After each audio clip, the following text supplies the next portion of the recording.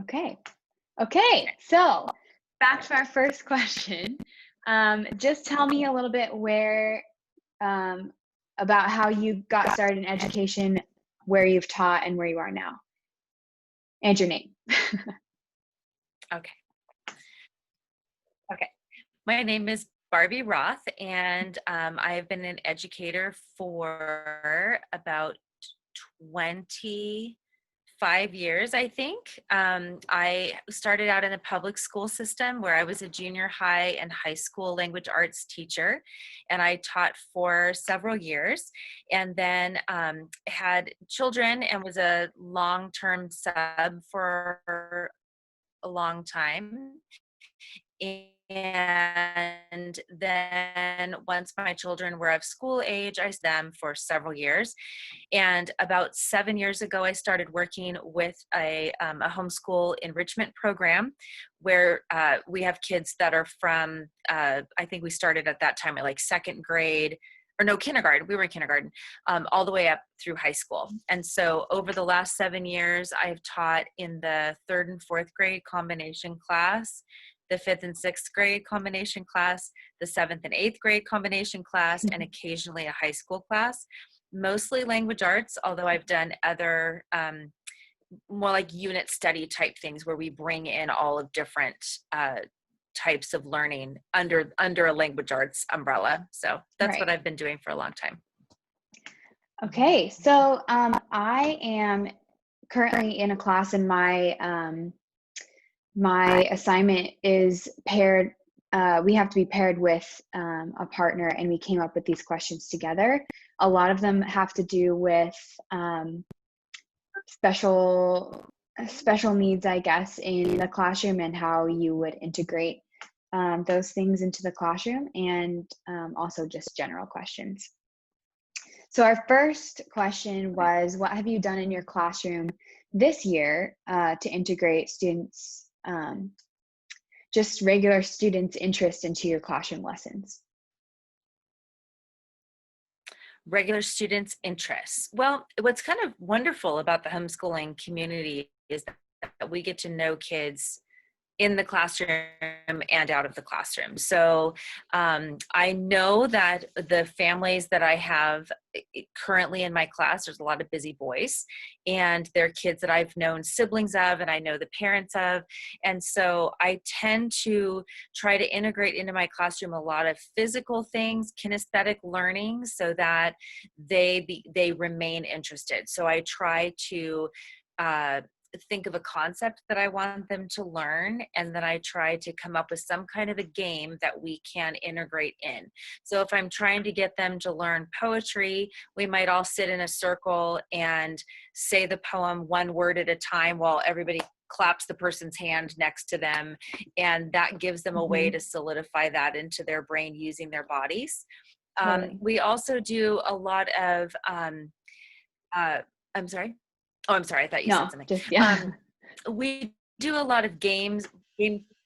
Oh, we do a lot of game playing outside too, where I might have kids get together and practice something together that will help them use their bodies while they're learning it. But as far as like bringing in their interests, a lot of my kids play baseball. So we've used baseball, we've used basketball, we've used jump rope. We've used a lot of different ways for them to just continue learning in the classroom stuff, but not in the classroom. Right, right. Does that kind of answer your question? Yeah, yeah, totally. Yeah.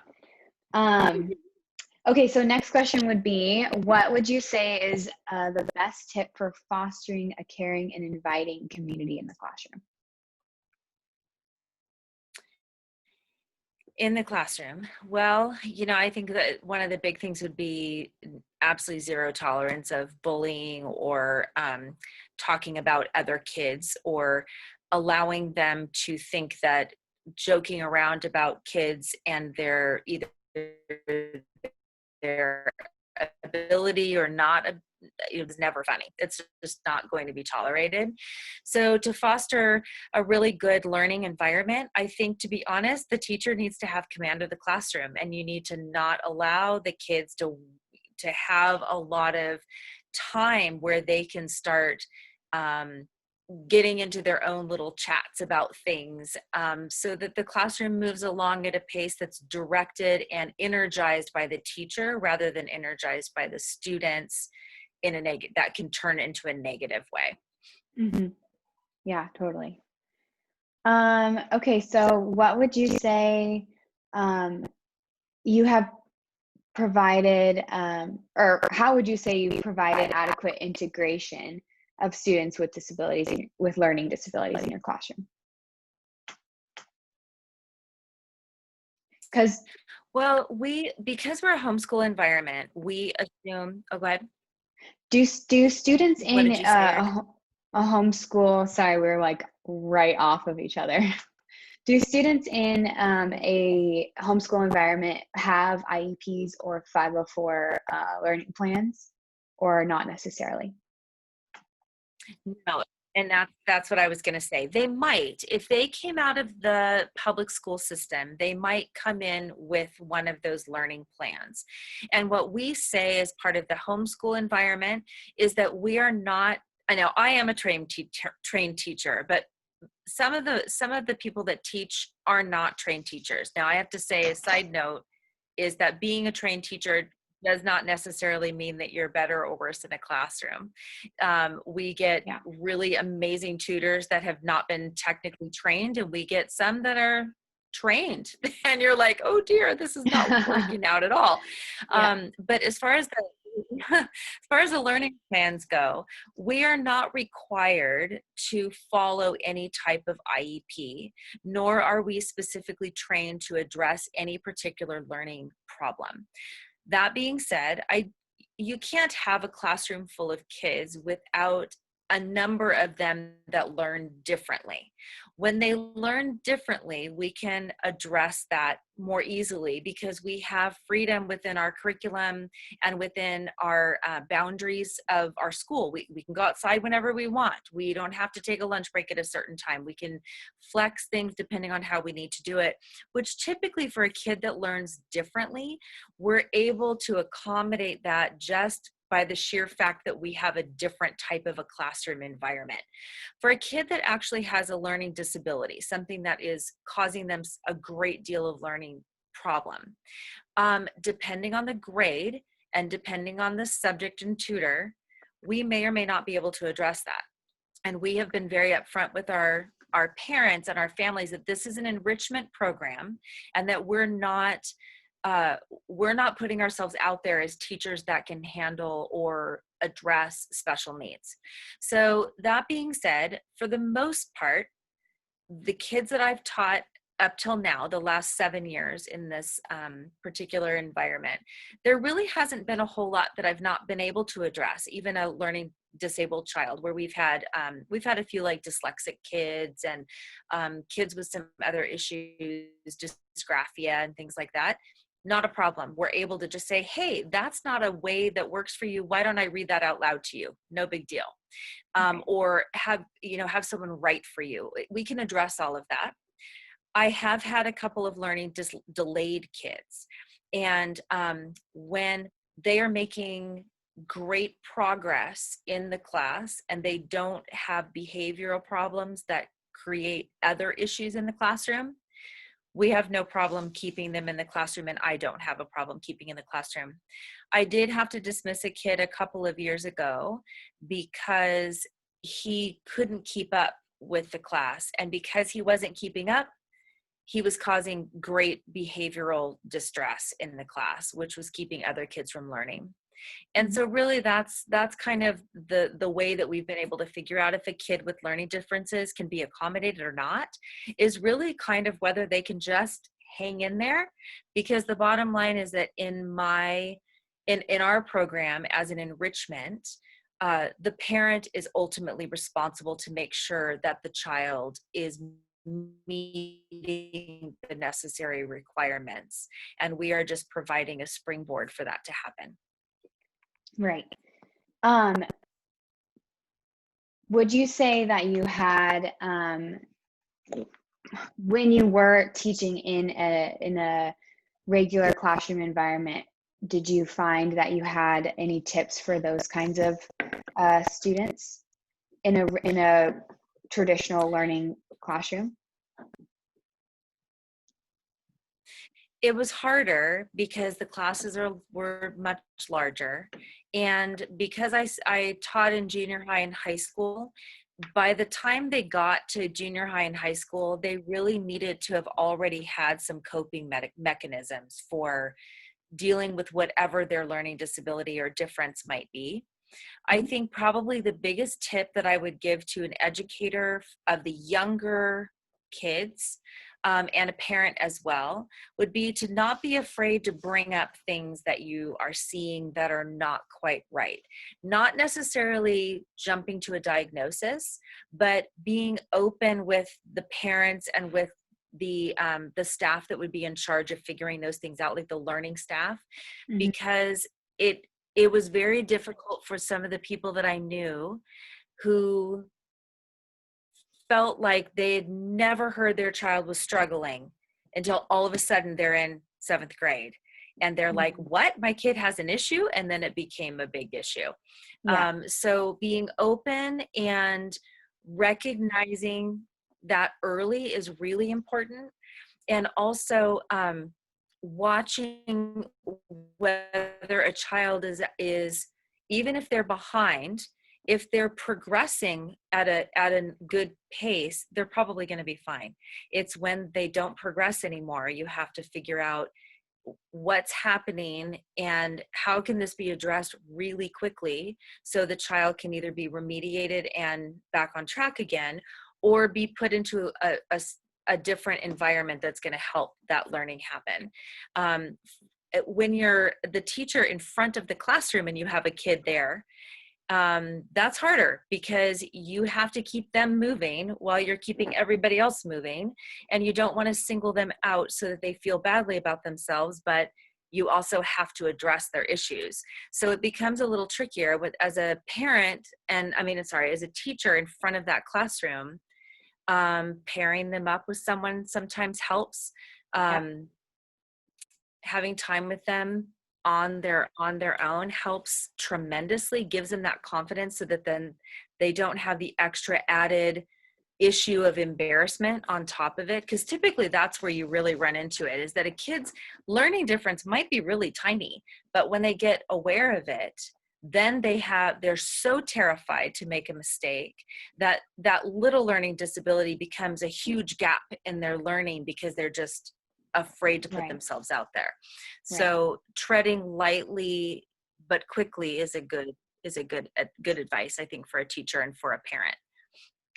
We just had a Zoom class this morning, and one of the things that we learned was that in a regular classroom learning environment, you as the teacher are required to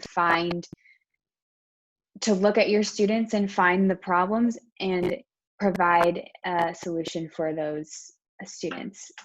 Um, and so I don't know, that's what we learned today. So that's pretty good.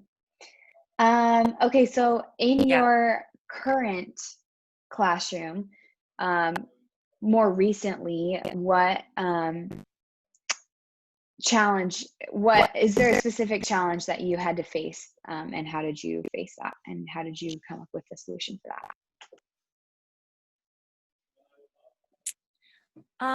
One of the challenges that we have a lot, and this it doesn't just go with the homeschooling community, it also goes along with the public schooling community, is getting the parents on the same page as the kids and having the parent buying into their part of the education model. Mm-hmm. And as a teacher, I feel like it's really important, obviously, that I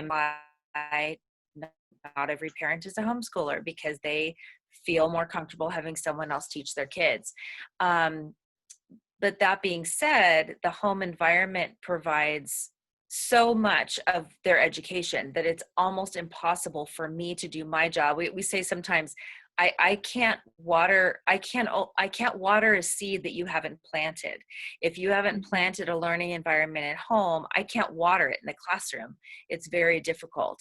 And so I think one of the challenges that we've had, certainly this year, would be the parents being on board at and understanding what their kids are doing. So how did we solve that problem? I think it's being solved fairly well with a lot of the technology that we have now, which is I can email a parent quickly. I can text a parent.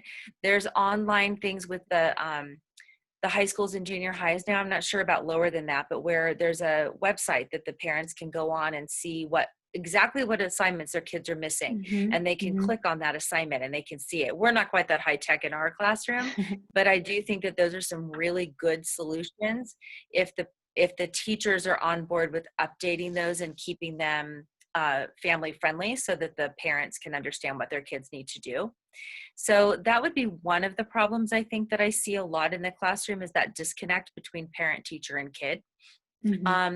Some of the other issues that we have that I am constantly addressing would be that we have kids that join into our program late. So they might be either homeschooled or public schooled for many years, and then they come in as a sixth grader, or they come in as a seventh grader. And the older they come in, the harder it is to know where the holes in their learning were, whether they were public schooled the whole way and just talked their way through and didn't actually have a good understanding, or whether they were homeschooled and maybe focusing on other things. So it's hard sometimes to do like a really cohesive writing program, because some kids are fabulous writers and they just blow through everything, and some kids can't barely write a sentence, and then there's this whole bunch in between. And so you have to categorize quickly, and you have to figure out how to make everybody learn and at their ability level, because you don't want those kids that are really good writers to not be writing really good stuff. You don't want the middle group to stay in the middle, and you don't want that lower group to dump down even farther. Right. So yeah, those are some big challenges, I think, but there are some good strategies to be able to overcome those. It's hard though. Yeah, totally. Okay, so in your previous job, like working in a traditional school and also currently, do you have any examples of feedback or constructive criticism that you received from somebody that you found helpful moving forward that you might still use today?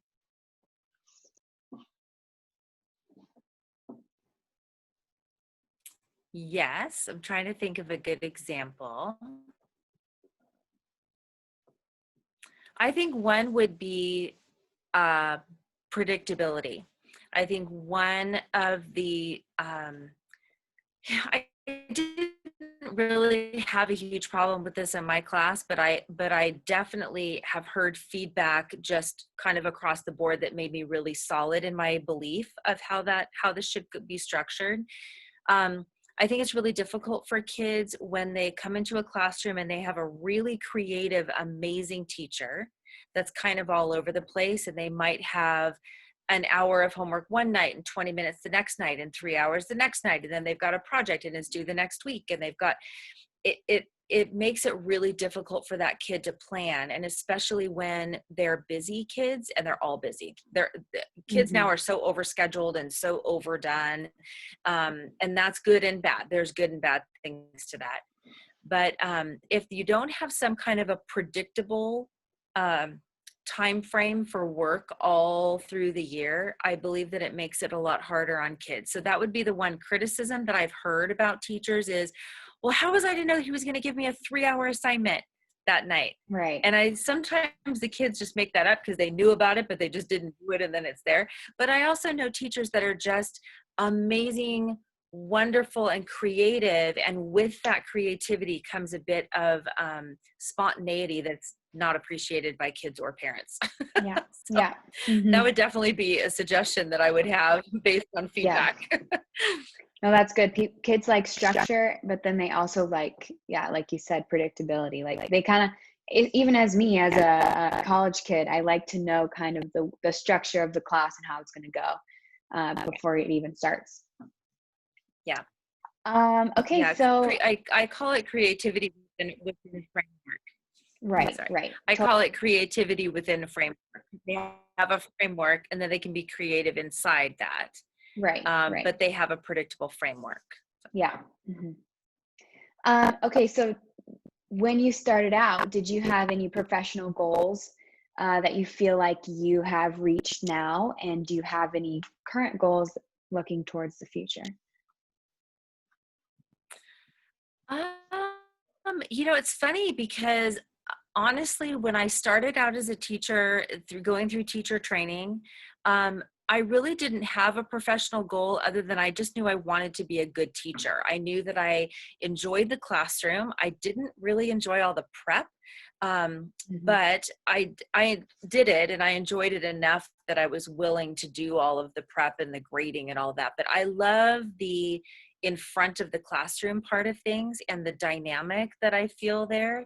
So my goal wasn't really that I had a certain place that I wanted to be within the school system. Like I didn't want to be a vice president or principal. I didn't Right. want to be in administration at all. I just really wanted to be a good teacher and be with the students. So that was important to me.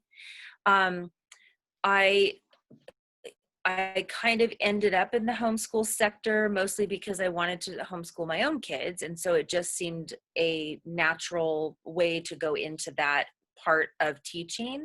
Hmm. And to be honest, I would love to say I had this grand goal of loved it. And every year reevaluated whether I wanted to keep teaching. Was it a priority of mine? Was it where I wanted my family to be focused? Did it up then a teacher goal other than I knew that I wanted to be an excellent teacher in front of the classroom Yeah.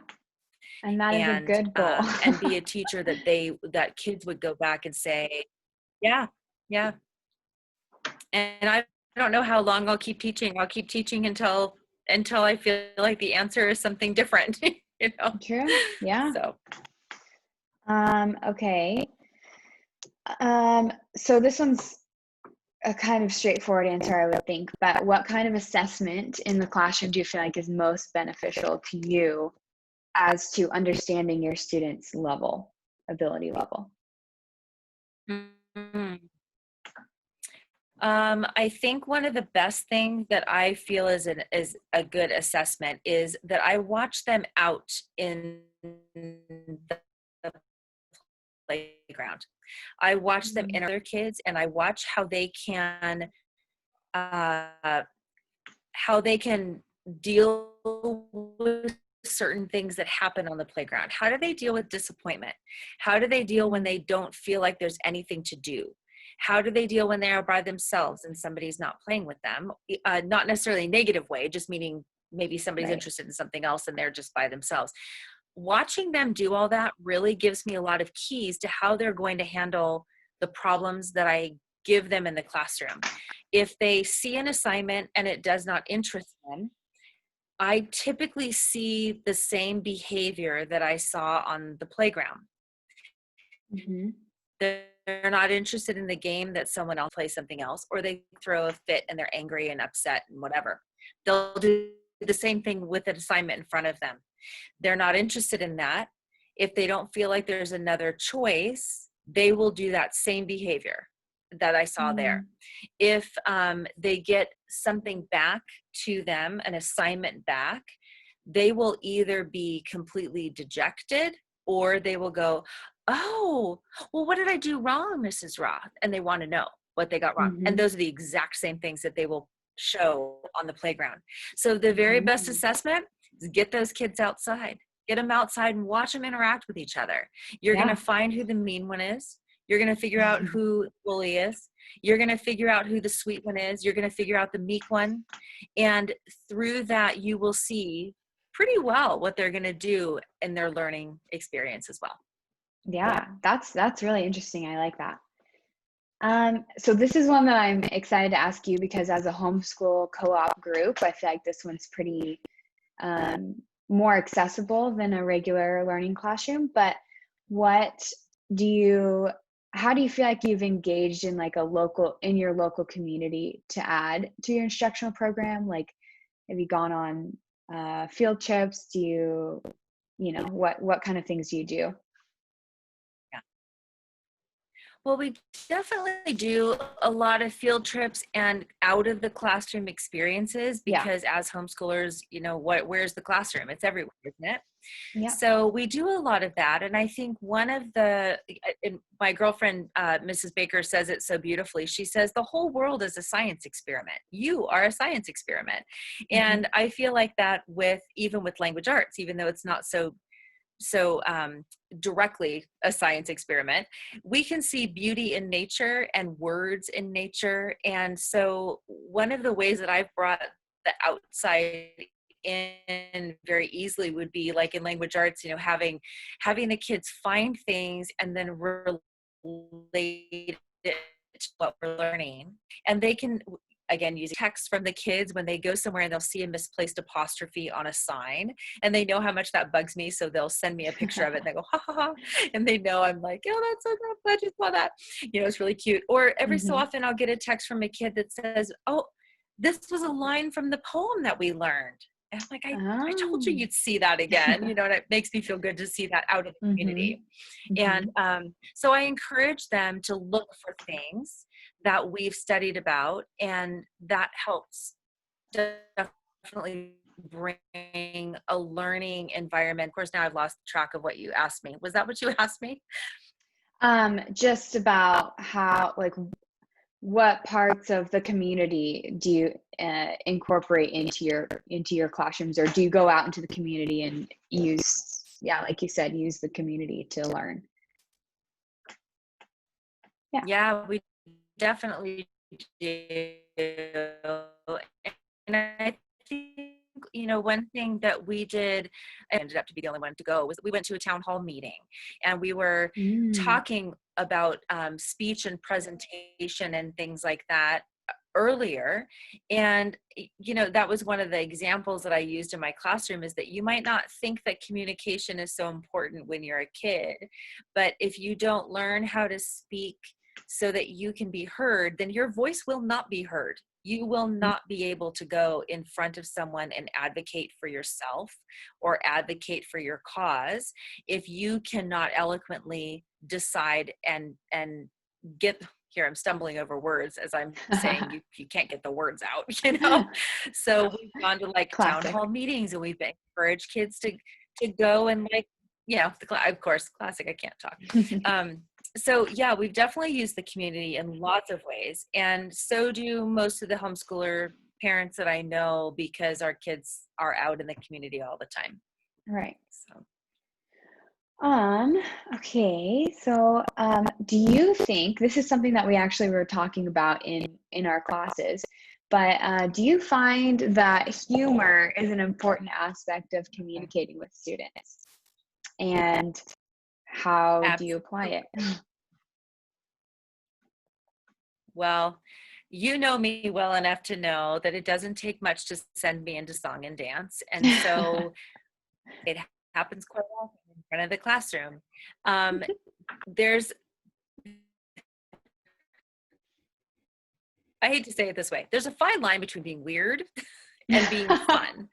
And Yes. some teachers don't have the ability to pull off fun because they're Hmm. just weird. Many teachers who use humor in the classroom, as long as they keep it clean and appropriate, will find that they have students who want to connect with them. If you Yes. if you come across as being, I do think that you shouldn't maybe smile till, have you heard that? Don't smile till Christmas.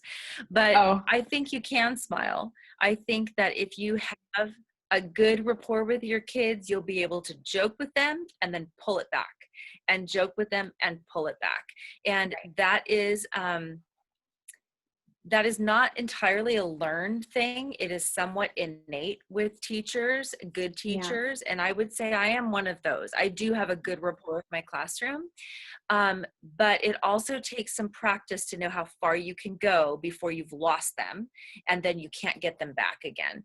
And Hmm. so it's important, though. You've got to joke around with your kids. You've got to let them know that you love them. You have to, or Hmm. they do not want to work for you. Yeah.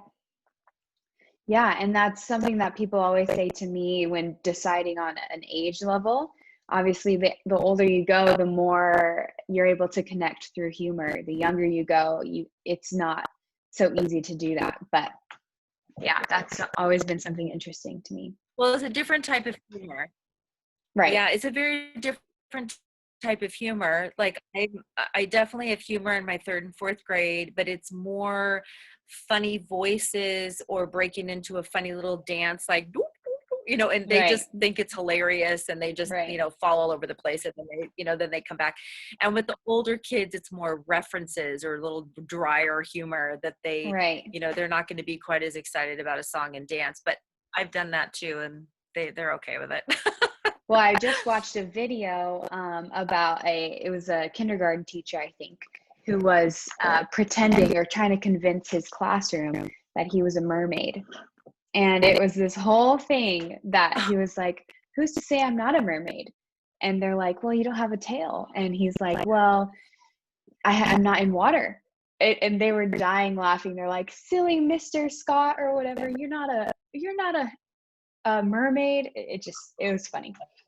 But that's an example for younger kids. And that's the kind of thing. Yeah. And it'll connect you to them in a way that they'll just think is just amazing. Yeah. Okay, so let's see. Ooh, I lost my spot. What is your personal definition of ethical conduct as a teacher? Ethical conduct. Meaning in the classroom, like how I would behave with another student in the classroom. Yes. Kind of froze. Okay. I would say that ethical conduct would mean that I would not behave with a student in the classroom any differently than I would behave with a student in a classroom with their mom standing right there, and or any parent standing right there. I'm also careful that the door's open and that people are around when I'm with a student, especially alone. I make sure that Totally. door's open, or we walk out into the hallway if I'm going to speak to a student by himself. If there's something that I feel like I can't out loud speak to a student in kind of a public, another teacher, and say, hey, can you come stand with me for just a couple of minutes? It's a little blurry in the homeschool community because we're so close with the families. We really know the families, but that's still something that's just a no-no, to be alone.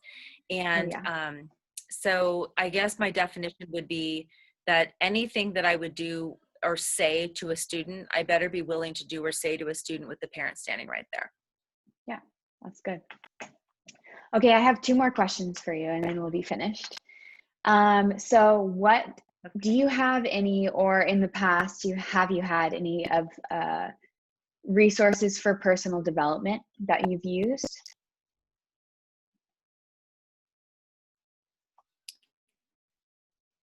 Yes, they have not been educational resources that pertain to classroom teaching, though. I love teaching in all different realms. So as you know, I teach also horseback riding for kids. And so I've been through some clinic series that deal with teaching riding to kids. And those resources have been also really helpful, as have, strangely enough, horse training techniques have been very helpful, because one thing that's, whether you're talking about kids, dogs, horses, relationships, it doesn't matter. There is an expectation on your side as the teacher, the friend, the family member, the rider, whatever it is. And there's an expectation on the other side as the student of the teacher, the student of the writing instructor, the friend of the friend, and learning how to understand and recognize that relationship, which one you are and how you two should relate together, have probably been some of the most helpful resources that I've ever had for teaching. Because even though they're not particularly classroom related, they're relationship related. Yeah. And teaching is a relationship. Those kids are going to forget what you taught them, but they're never going to forget how you related to them and how you met them where they are in their learning and push them to be better learners. They're not going to remember necessarily the topics, and they're not necessarily going to remember your agenda. They're only going to remember how you push them to be better people and better learners. So those types of resources have been more helpful to me than any kind of professional development, although I would imagine that there are really good professional development resources out there that follow those same kind of concept guidelines. Right. Well, that's something even as like a human, people aren't necessarily going to remember the words that you talk to them about, but they're going to remember how you made them feel. So that's important even as a student to teacher relationship. So yeah, that's good.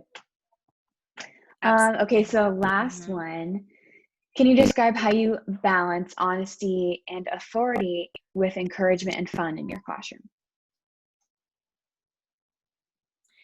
You blanked out how I balance what and authority? Just honesty and authority You with just encouragement and fun. Okay, so do you mean honesty, meaning my expectation of children being honest and that with my authority? Is that what you're getting to? I would say like being honest and upfront with your expectations of the student and your authority in the classroom with a fun and inviting community. That I think that kind of goes along with what we were talking about with predictability.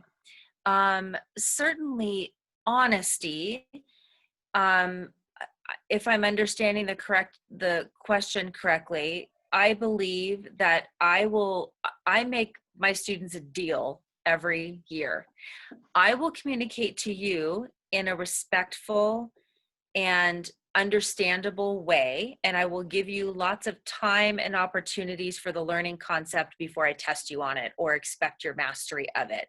So that's where I keep myself and them honest.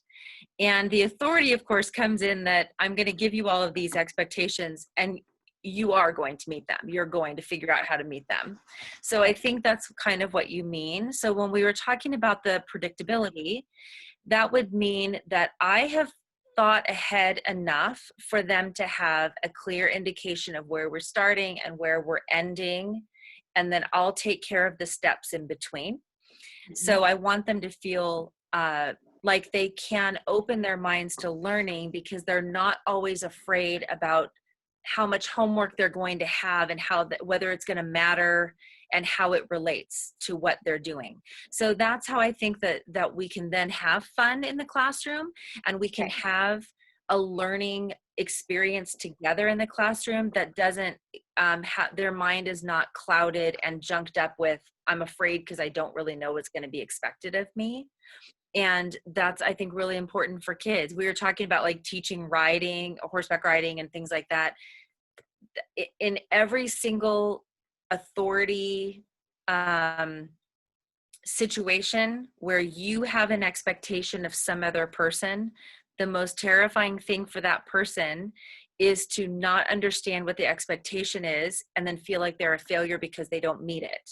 So outlining and coming up with a plan and then implementing that plan in manageable steps that are reasonable for the level, not just the grade level, but actual level of the kids, is going to give you a learning environment that kids are going to be very open to.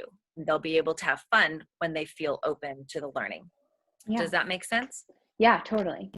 Yeah, I like that.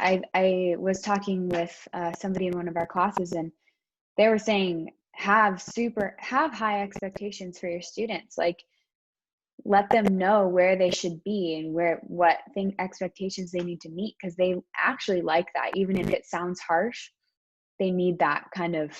Yep. They need to know where they're striving for, and they will meet that if you have high expectations for them. They do. And they'll feel that they trust you, like they feel like you have faith in them to be successful. So I feel like that's pretty good. Yep. Yeah. Yeah. I Well, agree. And I those think are, too keep that, going. like I was saying, that it goes along with that predictability. Yeah. Oh, sorry. Just that goes along with that predictability, right?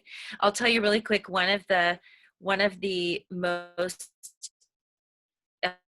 famous and infamous of my assignments is the spiral notebook, which I think you saw Mm-hmm. one time before. Mm-hmm. That spiral where it's all of the poetry, it's been copied and illustrated, and there's vocabulary, and there's a book challenge, and there's all these things in the spiral notebook.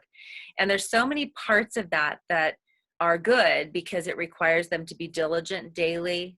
It's a year-long assignment. They have to follow very stringent instructions, but when they're done with it, they are so proud of their work because it's all bound in this beautiful little book, and they can go, look at Mm-hmm. everything I did. But what Mm-hmm. goes along with that is the expectation that they will learn 19 poems or selections that are to be memorized and presented. The beginning of every year, all the new kids say, I can't do that. I can't learn 19 poems. There's Mm-hmm. no way I can learn those in a year. And then they do. And they are so proud of themselves at the end that it is worth every bit of stress Wow.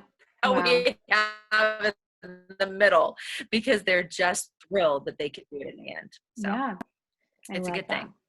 I love that. Well, thank you again for your time and that you were willing You're to welcome. answer all these. That's very helpful for me. You're so welcome.